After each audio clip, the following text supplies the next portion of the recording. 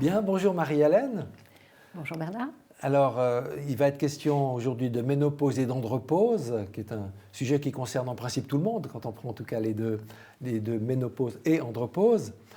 Bien, j'aimerais commencer par une petite citation de Racine qui, dans Athalie, parle du fard, donc du maquillage, comme d'un moyen utilisé par la princesse Jézabel pour, dit-il, réparer des ans l'irréparable outrage. L'expression est connue. Et je pense que si quelque chose souligne cet outrage dans nos représentations du vieillissement, c'est bien la ménopause et l'andropause. Alors, est-ce qu'on peut dire que ces deux phénomènes, ces deux événements constituent des ruptures dans notre biographie? C'est à la fois un continuum et une rupture. C'est-à-dire que tout au long de notre vie, on a des moments, des cycles différents, des cycles de vie. On parle de l'adolescence, par exemple, qui est un cycle de vie, et puis on parle de saut du Rubicon quand on parle de la fin de l'adolescence, c'est-à-dire le jeune adulte ne sera plus jamais un enfant. Et ensuite, il devient adulte, il devient parent, et puis, à un moment donné, eh bien, il arrive au terme de la période fécondité, en tout cas pour les femmes. Et là, c'est de nouveau une rupture ou un changement de cycle. Et puis, moi, je m'inscris un peu en faux sur l'idée du vieillissement par rapport à la ménopause, l'andropause, parce que c'est des ruptures au niveau hormonal, c'est des ruptures importantes au niveau physique aussi, on change, mais une femme ou un homme de 50 ans actuellement n'est pas vieux. Quand on parle des seniors, c'est à partir de 50 ans, mais dans la réalité, c'est plutôt à partir de 65 qu'on peut parler déjà de vieillissement, y compris dans le domaine de la sexualité. C'est une étape qui n'est pas forcément très bien vécue par les femmes. Surtout, la ménopause, c'est trois périodes. Il y a la période d'avant la ménopause, la période pendant la ménopause, qui dure à peu près 2 ans, et puis la période post-ménopause. Je crois que les trois périodes sont vécues de manière extrêmement différente. Parce que je crois que la période la plus difficile pour les femmes, c'est l'avant-ménopause.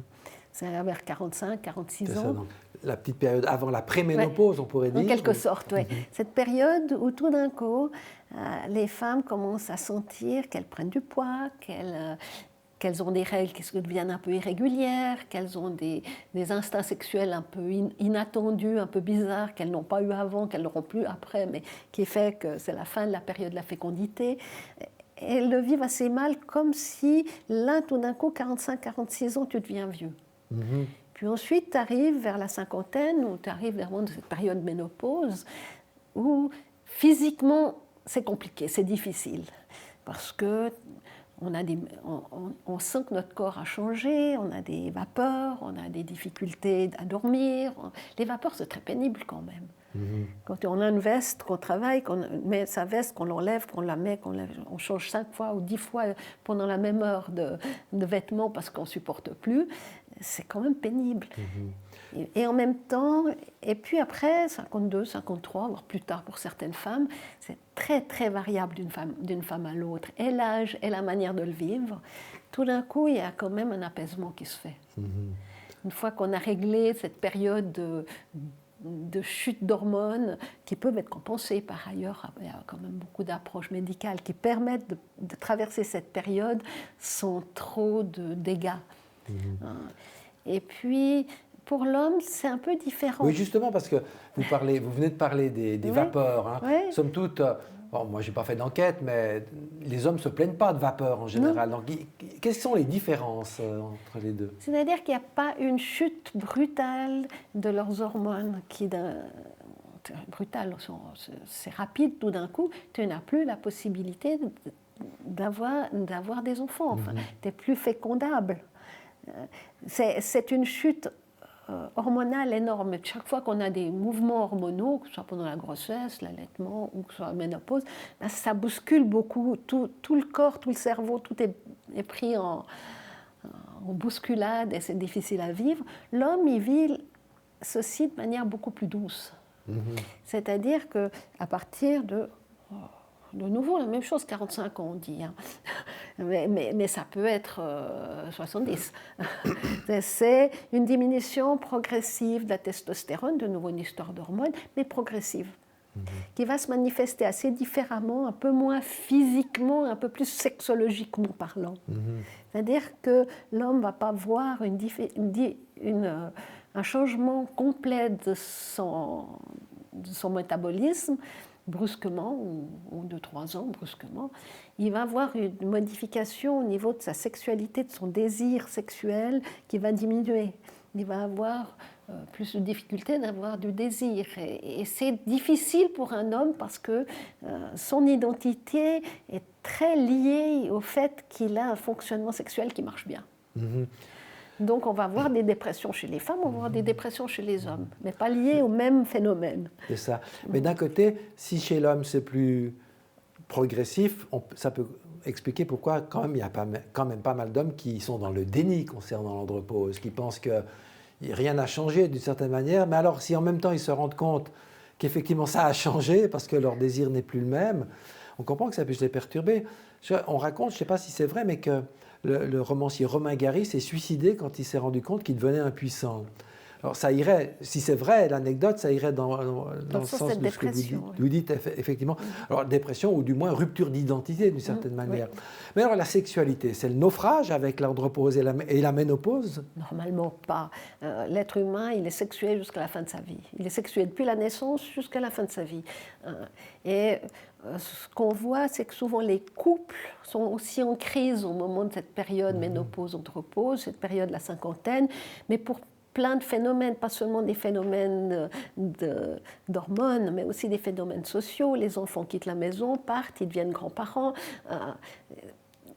Autrefois, Willy Pasini parlait du syndrome du nid vide. Parce que la cinquantaine, les enfants quittent le foyer, 45-50 ans, les enfants deviennent grands, à leur tour ils fondent une famille. Actuellement, on va dire que c'est le contraire qui se passe souvent, c'est le syndrome du nid trop plein. Oui, c'est juste. C'est-à-dire que les enfants ne quittent pas forcément la famille, mais arrivent avec leurs enfants, petits-enfants, enfin leurs petits-enfants, et souvent il y a des parents plus âgés dont il faut s'occuper aussi. Donc ils sont plutôt surchargés que sous-chargés. Il y avait cette crise il y a quelques années, qui est aussi une crise qu'on voyait il y a quelques années. Un homme ou une femme de 50 ans, il arrivait au bout d'un cycle de vie professionnel, privé, séduction, etc. Et maintenant, ce n'est plus le cas. Un homme ou une femme de 50 ans, il est en pleine possession de ses moyens la plupart du temps. C'est des gens qui vont super bien, qui sont encore très sexy, et sexuellement tout à fait actifs. C'est ça justement. Alors qu'en est-il sexuellement, il peut y avoir des difficultés érectiles ou des difficultés chez madame au niveau de son vagin qui s'assèche, mais ça c'est quelque chose qui se soigne très bien. Il n'y a pas de problème. Oui. Et puis, vous dites qui se soigne, mais qui se pâlit peut-être, parce qu'est-ce que c'est une maladie? C'est pas une maladie, c'est plutôt un cycle de vie. Donc cette sécheresse vaginale, il existe quand même des moyens de faire en sorte que l'âme n'en souffre pas. C'est vrai que c'est une période où on parle beaucoup de cette sécheresse vaginale, mais ce n'est pas forcément un vrai problème. Et puis, au contraire, l'homme, la femme, à partir de 50 ans, va devoir commencer à penser la sexualité différemment.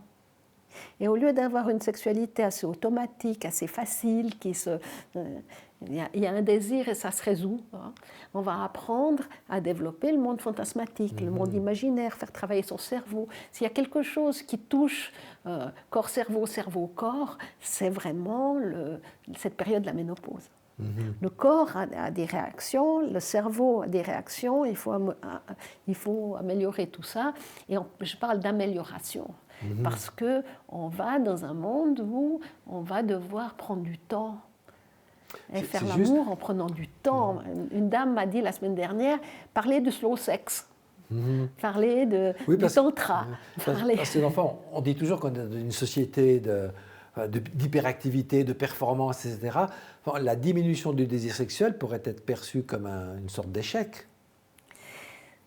Ça peut être perçu comme ça si on ne voit pas l'évolution de sa vie sexuelle. On se dit qu'à 20 ans, il suffit d'y penser pour que ça vienne. À 50 ans ou à 60 ans, il ne suffit pas d'y penser pour...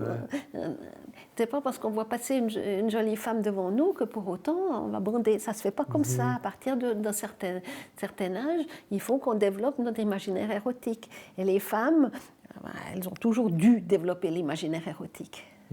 Les messieurs doivent s'y mettre aussi. À partir de 45 ans, Voilà. on va travailler dans le domaine de l'imaginaire et du fantasme pour faire en sorte que la qualité soit, au lieu de prendre l'autoroute, on va prendre les petites routes de traverse. C'est juste.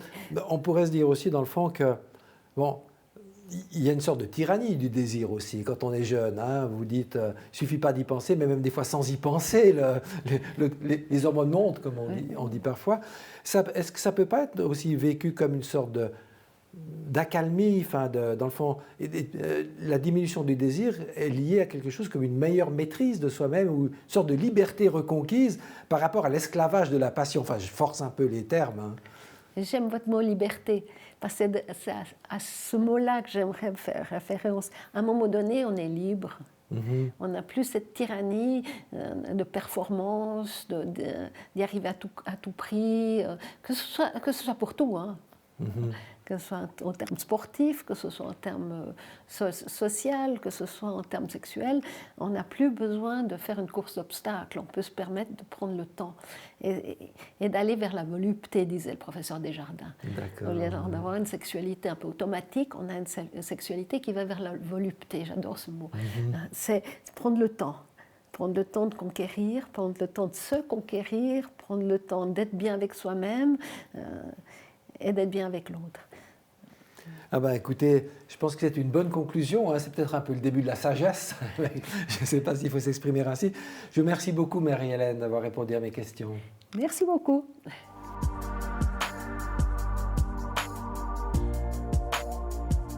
Bonjour Sylvain Mimoun. Bonjour. Alors, il y a depuis longtemps qu'on parle de ménopause, en tout cas dans les médias et dans la littérature. Andropause, c'est plus récent peut-être, et c'est vrai que l'homme, c'est-à-dire la moitié virile de l'humanité dont on fait partie tous les deux, a longtemps pris plaisir à penser que si la femme était dirigée par ses hormones, il n'en était pas tout de même pour lui. Chez l'homme, hein, ce qui dominerait, ce qui est à la manœuvre, c'est plutôt la raison. Alors, c'est clair que c'est un stéréotype, hein, assez misogyne en plus de ça, mais c'est aussi une erreur. Est-ce qu'on en a vraiment pris la mesure de cette erreur, et si oui, depuis quand ? Alors, je pense qu'on le sait depuis, enfin, scientifiquement depuis pas mal d'années, mais c'est quand même relativement récent par rapport à l'humanité, entre guillemets. Parce que, comme c'était les hommes qui dirigeaient tout, ils ne se pensaient pas sujets de réflexion. Ils préféraient voir le monde à l'extérieur plutôt qu'à l'intérieur d'eux-mêmes.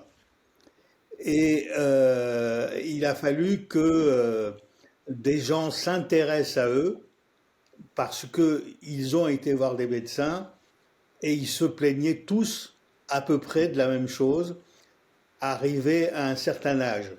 Alors, au départ, on a voulu calquer ça sur la ménopause, mais à l'âge de la ménopause, c'est-à-dire 50 ans, la plupart des hommes ne se plaignent de rien. Par contre, 10 ans après, on pouvait remarquer qu'il y avait un certain nombre de troubles qui pouvaient s'expliquer hormonalement par la baisse de la testostérone, c'est-à-dire l'hormone mâle. Et cette hormone mâle, elle est passée inaperçue dans la mesure où on faisait un dosage classique en dosant testostérone point. Alors que quand on a dosé la testostérone biodisponible, c'est-à-dire celle que l'on peut repérer dans le sang, à ce moment-là, on a remarqué qu'il y avait une petite baisse et on s'est rendu compte que cette baisse-là était suffisante pour induire un certain nombre de troubles, dont les bouffées de chaleur, dont la fatigue, dont le manque de sommeil, etc. etc. Et jusqu'au moment où on a commencé à vouloir compenser cette baisse hormonale et se rendre compte qu'en effet, les hommes aussi pouvaient se sentir mieux s'ils étaient mieux équilibrés sur le plan hormonal. D'accord. Donc ça veut dire en gros que ménopause et andropause, c'est un peu les mêmes symptômes. À peu près, sauf que les deux peuvent avoir des bouffées de chaleur, mais chez l'homme, c'est surtout la fatigue. Et alors, chez la femme aussi, il peut y avoir la fatigue. Et, et, euh, et le fait qu'il y ait cette fatigue et une baisse sexuelle, en fait, les femmes, paradoxalement, semblent moins intéressées par la sexualité. Je dis bien semblent. Pourquoi paradoxalement? Oui. Oui, il y a des femmes qui sont très intéressées par la sexualité et d'autres pas du tout. Et d'autres pour qui c'est du dégoût, etc. Mais le dégoût, c'est pas vous que je vais apprendre ça, c'est quelque chose de très psychologique, très émotionnel. Tandis que ce que je décris, ça a été jugé comme très physiologique, c'est-à-dire très hormonal et hormonal dépendant. Et c'est d'arriver à moduler cela pour sortir les hommes comme les femmes du cercle vicieux dans lequel ils sont. Mais alors, vous avez parlé de modulation, on peut parler ou de complémentation hormonale, mais dans le fond, moi, enfin, qui ai nettement plus que 65 ans, j'en ai jamais entendu parler. C'est-à-dire que ça ne m'a jamais été proposé. Est-ce alors que pour les femmes, c'est un débat continuel de savoir si la complémentation hormonale est efficace, pas efficace, dangereuse, pas dangereuse, etc. Oui, oui, c'est très peu abordé et même en tant que médecin qui s'intéresse à ça, ce qui est mon cas, si je propose ça, j'avance sur des œufs parce que on ne sait jamais comment l'autre va prendre la chose, quoi. C'est-à-dire qu'il va considérer que je l'ai trouvé trop vieux ou ou qu'il est féminin enfin il y a plein de stéréotypes qui sortent de ce climat-là et qui n'est bon pour personne et pas plus pour les hommes que pour les femmes. Donc alors, les femmes étaient contentes à un moment donné, quand on s'est mis à parler d'andropause, parce qu'elles se disaient, on n'est pas les seuls touchés par ça. Ce qui est une relative satisfaction, on va dire.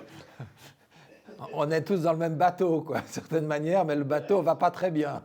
Voilà, exactement. Mais dans les faits, c'est vrai que c'est utile de savoir que quand un homme est supplémenté en testostérone et qu'il est en manque de testostérone, ça lui donne un coup de fouet positif très net qui lui permet de retrouver le moral, d'avoir des idées, des projets, etc., quoi. Donc il se réveille, quoi. Il se réveille. Alors au début on se disait c'est sexuellement, mais en fait c'est émotionnellement, tout simplement. Alors, quand un homme peut vivre sans sa testostérone, mais il vit mieux quand il est en manque de testostérone et qu'on le remplace, qu'on substitue cette testostérone et que le fait de remplir le réservoir de testostérone est un plus pour lui, quoi. Mais effectivement, je pense que vous touchez juste en disant que c'est difficile à dire aux hommes, sans doute, parce qu'il y a sans doute une question d'image de soi là derrière. L'image que l'homme, au sens masculin du terme, a de lui-même, est-ce que d'une certaine manière, elle n'est pas un peu réfractaire au fait d'admettre qu'il a des faiblesses, qu'il a des fragilités? C'est tout le drame de l'homme. Je vais vous dire, c'est clair que à force d'être le vaillant guerrier qui est inébranlable à tout point de vue, ça ne lui permet pas l'introspection. Et c'est dommage parce que en fait, ce que j'apprends à tous ceux qui veulent en tout cas, c'est que d'avoir conscience qu'on peut plier, ça nous permet de résister beaucoup mieux que d'être dur comme du fer où ça passe ou ça casse, quoi. Quand ça passe ou ça casse, souvent ça peut casser. Et c'est d'ailleurs ce qui arrive à un certain nombre d'hommes qui ont des infarctus même assez tôt, de plus en plus tôt. Et alors je dis pas que c'est que le manque de testostérone qui fait qu'il y ait des infarctus, mais c'est une bonne image de la mauvaise image que l'homme veut se donner. En croyant être le plus fort, il ne se pose aucune question et le fait de savoir plier, c'est le fait de mieux résister à la vie. Dans le fond, Pascal, là aussi, avait raison quand il disait que l'homme est un roseau, mais un roseau pensant, parce qu'effectivement, il plie et ne rompt pas. Mais, tout à fait. Mais, donc, manifestement, les hormones jouent un rôle très important pour le caractère, pour la vie que mènent l'homme et la femme de notre côté. Est-ce qu'on pourrait dire, ou c'est pas aller trop loin de dire que l'être humain, d'une certaine manière, est l'esclave de ses hormones? Il peut devenir l'esclave de ses hormones quand on devient addict aux hormones. Parce que la difficulté dans les thérapies hormonales, c'est que l'homme se sent tellement bien avec ses hormones qu'il peut en reprendre sans fin. Et s'il arrête la surconsommation de ces hormones-là, il peut se sentir en manque. Et avec tout le manque que les névroses nous ont montré, quoi. C'est-à-dire que le fait que ça devient une fin en soi, quoi. J'ai besoin de ma dose. Et donc c'est pour ça que c'est important d'y aller très progressivement, même dans le traitement, pour que l'homme se sente bien, mais pas trop bien.